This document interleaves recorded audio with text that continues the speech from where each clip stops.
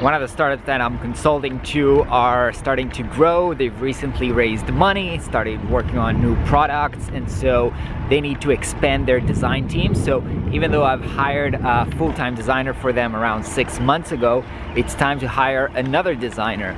So a few days ago I've posted a kind of a wanted ad in a design group on Facebook, and my inbox is now filled with like 30 or 40 CVs and portfolios, which today I have to go over and kind of starting ranking them and see who do I want to talk to and start interviewing. So heading to their office right now to get started on that.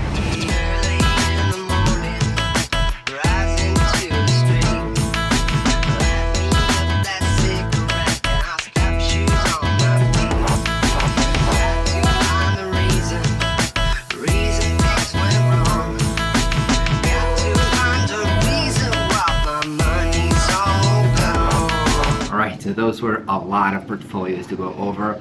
Went over something like 40 portfolios and sorted them out.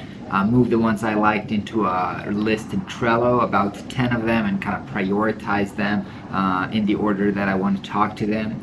It's amazing, you know, just the other day I was talking about Wix, and some guys in the comments were saying what designers have their portfolio on Wix, but turns out that I think most of the website that designers sent me over were on Wix. And the really incredible thing is they didn't even bother to buy their own domain, so they're still on the Wix domain.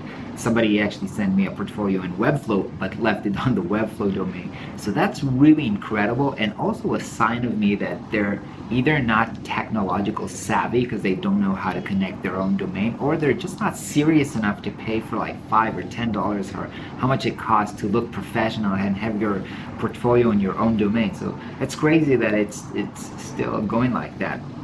But yeah, I'm trying to think what I took out from this time, from going over so many portfolios so fast. Obviously I didn't have time to go in depth into each one of the portfolios. I think what I'm gonna do is, you know, I just moved over really quickly, saw if they have experience in UI. Really, a lot of them are just print designers that send stuff in and it's just not relevant.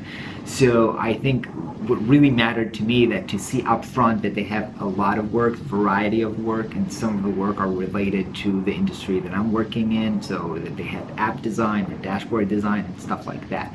So for example, some people are put their work into categories, so when I go into their website I see categories like print, UI, and whatever. And so I have to click again, and so those website also makes me want to just skip and not even check out this designer because I think they're not really into usability. But again, I think what really mattered to me was to see again that there's a variety of work and that the work is good. I actually came to think about that I don't really care that the work has to be super high quality, because I understood from working with Alex, the designer that would work here, that quality of the work, like the skills that you have as a designer, are something that you can always improve, and you can always learn new software like Sketch or whatever. And so the things that I'm really trying to understand really quickly from what they wrote in the email and the attached CV is to see who they are as a person. Are they kind of responsible? What kind of work experience they have? This time I'm really looking into people who had previous freelance experience, because I think that if they were freelancers, they kind of know how to understand clients better, and so I think this is a relevant experience. Even, I mean, I think it's beneficial even when you're going to work at a startup company, have that ability to, you know, empathize with your client or something like that. I think it's really important. So last time I interviewed a designer, I didn't thought about this, but now, you know, working with her and see what are the limitations of somebody that never worked as a freelancer or in an agency before, I think it's a great benefit to have kind of a freelance experience. That means that you knew how to run your own business and manage your time and stuff like that, which are